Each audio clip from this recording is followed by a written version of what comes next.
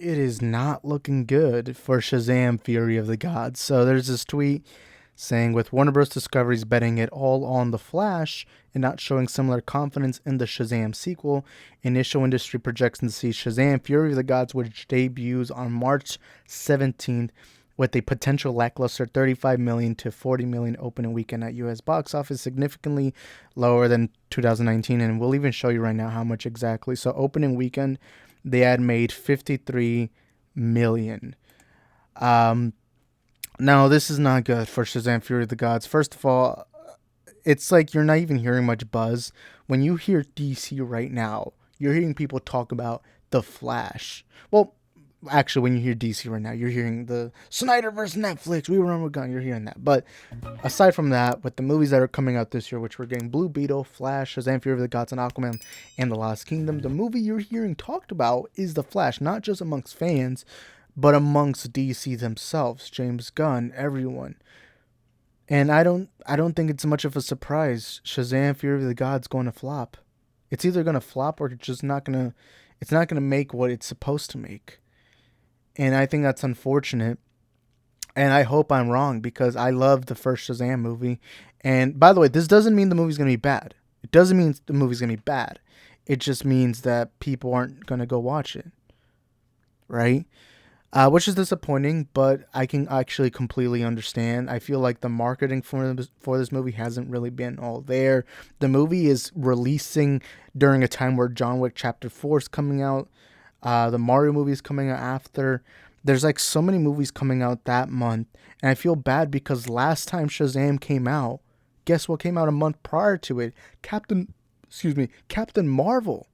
A Marvel Cinematic Universe movie before Endgame that hit $1 billion came out before Shazam, and then Endgame came out a month after, which ended up becoming, for a time period, being the biggest movie of all time. So now this is the second time that Shazam is just kind of thrown under the shithole. It's just being left on the armpit. No one fucking cares about the armpit.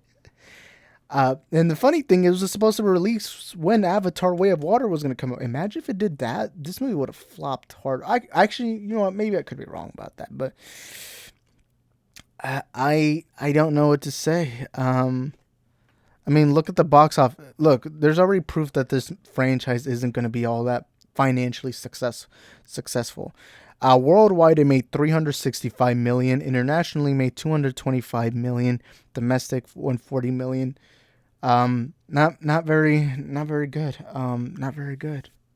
This isn't the numbers. Now, this doesn't mean this movie was not a flop. At the end of the day, this is a movie that had unknown actors, unknown characters in a DC that at the time, especially in 2019, was struggling. It was struggling. DC, being a DC fan from the time period of 2016 to 2020, or at least 2019 specifically, sucked. Aquaman then eventually did save DC for a little bit and made $1 billion. It felt like a major win for DC fandom. Then Shazam came out and felt like another win, but it was kind of like a tiny win. It's like, beating an easy team like 1-0, right? It's not a big win. It's just kind of like, all right, you know what? It's a win. And the good thing is, the one thing that Shazam has, heading towards Shazam Fury of the Gods, the one major advantage that it has is that people really enjoyed the first Shazam movie. Families loved it. A lot of kids enjoyed it, right? And a lot of the critics enjoyed it. I remember they were so confident with the first film that they actually they released the movie like a week prior. I think it was like a week or so, because I remember I went to an early release and they released it. They were like, hey, if you have Fandango, make an account and you can watch our movie like a week early. And that was pretty cool of them to do. All right. And now I don't know. I don't know. I don't expect it. And the thing is, to show you there's even a bigger disadvantage with Shazam, Black Adam, a movie, well, yes, Black Adam is an unknown character, but the one difference between Shazam and Black Adam is that Black Adam had the biggest movie star in the world, Dwayne freaking Johnson. It didn't even crack 400 million worldwide. 60 million opening, that's not good. And this had the biggest movie star while also hyping up that Superman was going to be in this movie. And then all these other cool DC characters, you know, you had Hawkman being introduced. You had a why am I forgetting now everyone? Dr. Fate, you had Atom Smasher, Cyclone. And even then this movie didn't do well. 300 million it didn't even crack 400 million. That's not good. That's not good. Right? So you already have all those disadvantages. So this number doesn't surprise me much. It doesn't. Especially because the marketing just hasn't felt that, all that great. And another reason, and I know I shitted on people for this reason, but I actually gotta say, over time, it's now starting to hit me more. But the James Gunn DC reboot, which, by the way, I'm fine with the reboot. I'm okay with the reboot, okay? I am fine with James Gunn coming in and changing the scope, because let's not deny it, DC has been in a shitstorm for a while now. We need a leader. We need somebody to come and bring us back from the dead. And James Gunn's just that guy. But one of the issues with that now being public is that now people are going to watch the Shazam movie not knowing whether or not to expect future movies. Part of the reason why Marvel is so successful is because when you watch a Marvel movie, you feel like this is a part of the story, right? You feel like you're coming along the journey for it, right? And Shazam! Fury of the God, the thing is, you don't know if it's Billy Batson, you don't know if Zachary Levi, you don't know if any of these characters are going to continue after this. So there is that.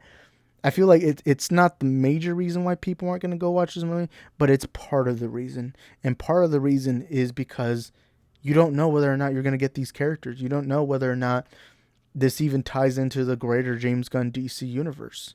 There's no confidence in this project. And I think this movie will be a good movie. The trailers have looked good. I might watch it. I might.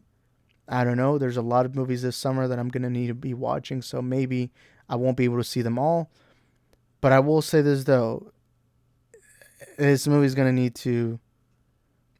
It's going to need to pull off a miracle if it wants to succeed financially. And I hope it does succeed. I never want a film to fail, especially such a heartwarming film like Shazam.